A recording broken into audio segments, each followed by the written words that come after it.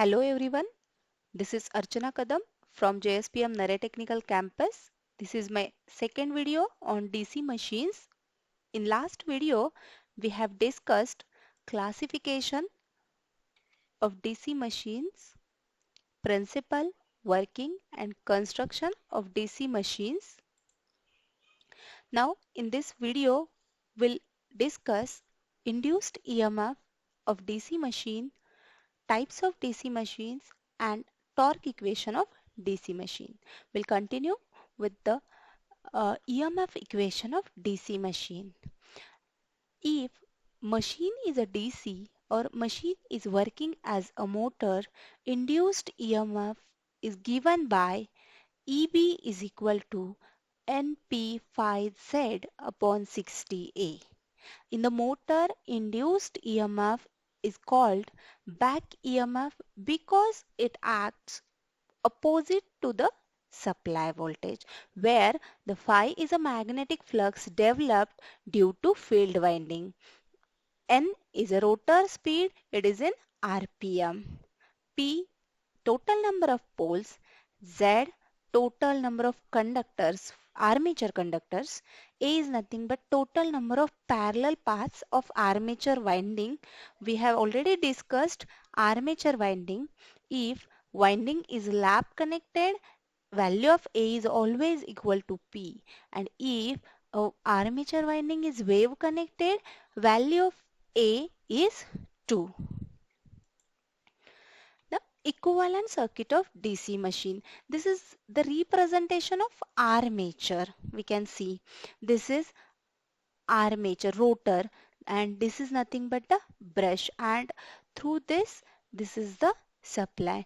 Now when this machine is a motor, will connect V amount of supply to this, then IA amount of current flow through the armature.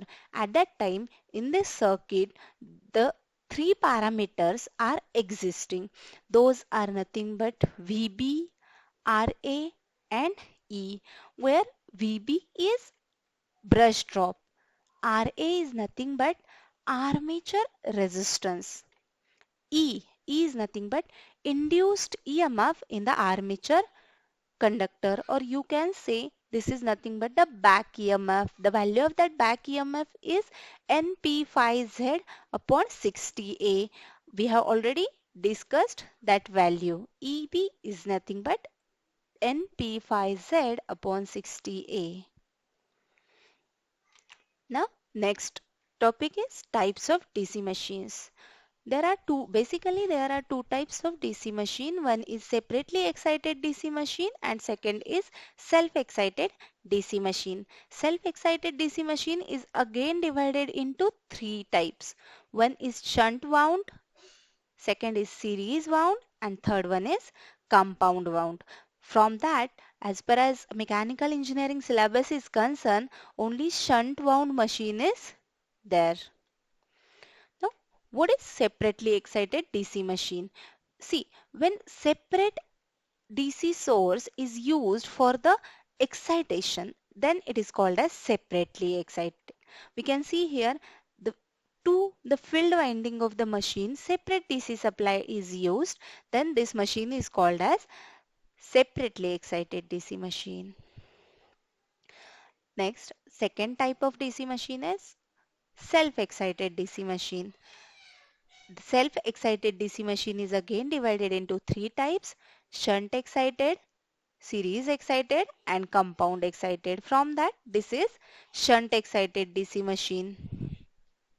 See, we can see the field winding is connected parallelly to armature winding. So, this is called as shunt connection. That's why this machine is known as shunt excited DC machine, where the voltage or EMF of field winding will be R into I, or you can say RF into IF. Resistance of field winding, and IF is current flowing through the field winding. This IF is nothing but ISH.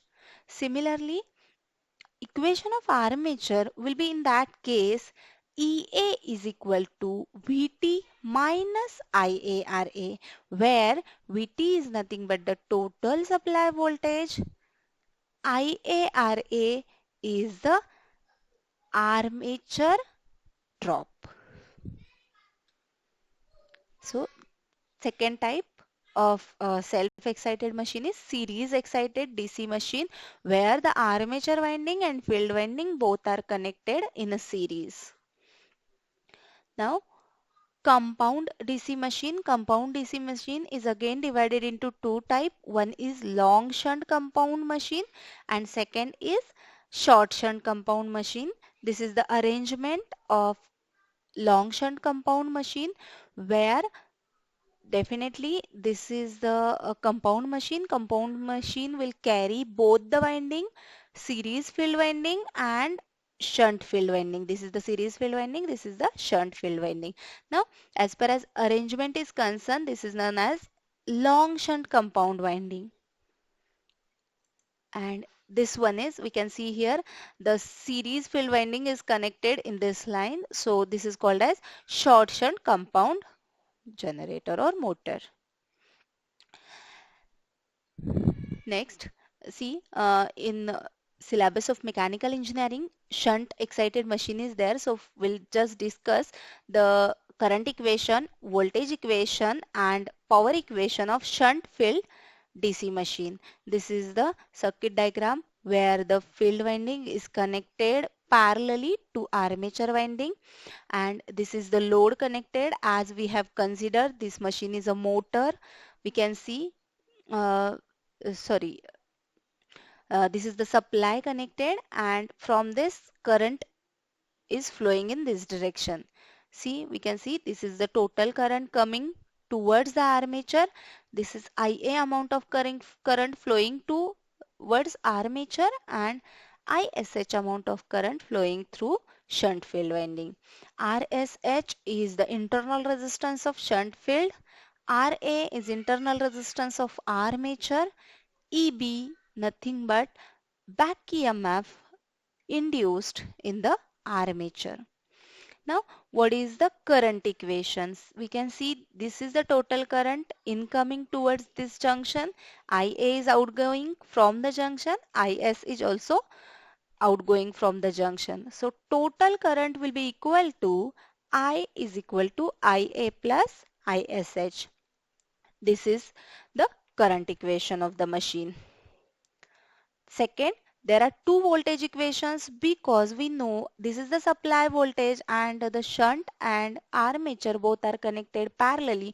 So across armature and across field, same amount of voltage will get dropped. So this total V is equal to voltage across armature is equal to voltage across shunt field. Now what is the voltage across shunt field? As per Kirchhoff's law, V is equal to ISH. RSH is the value of shunt field voltage. And what is the value of voltage of armature? It is V is equal to E plus IARA. Now, what is power equation? Power equation, see, input power here is equal to electrical power. So power of motor is equal to E into IA, and output will get in the form of mechanical power developed, right? So mechanical power is equal to T into omega, plus there are some losses. Losses in armature winding and losses in field winding. Next, equation of torque. We have to discuss torque equation. Torque developed in the machine as our machine is converting electrical energy into mechanical energy. As per as mechanical energy is concerned, torque is the parameter which is very important.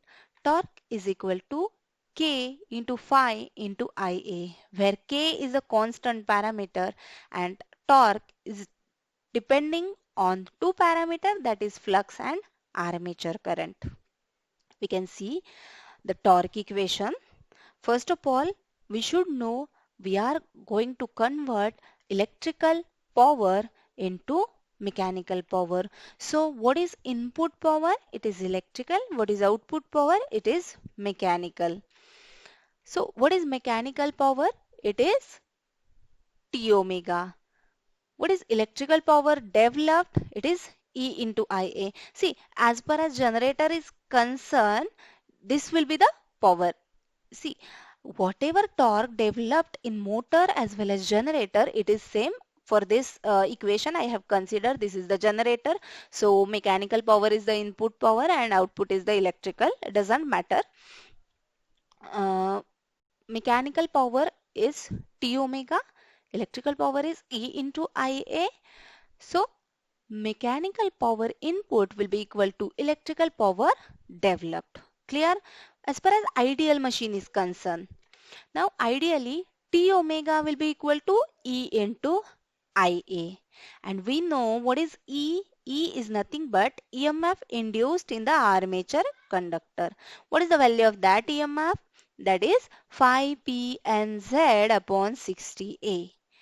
And what is the value of omega? Omega is nothing but 2 pi n. As far as small is n is concerned, it is in RPS, speed in RPS. And as far as capital N is concerned, speed is in RPM. So just put the value of E and omega in this equation, will get 2 pi nt upon 60 will be equal to 5 pnz upon 60a into Ia, where if we just rearrange the equation, torque developed in the machine will be equal to 5 pz upon 2 pi a into Ia, where P is a constant parameter, Z is constant parameter, 2 pi A is also constant parameter. So we can consider this Pz upon 2 pi A is K, that is constant, where we can write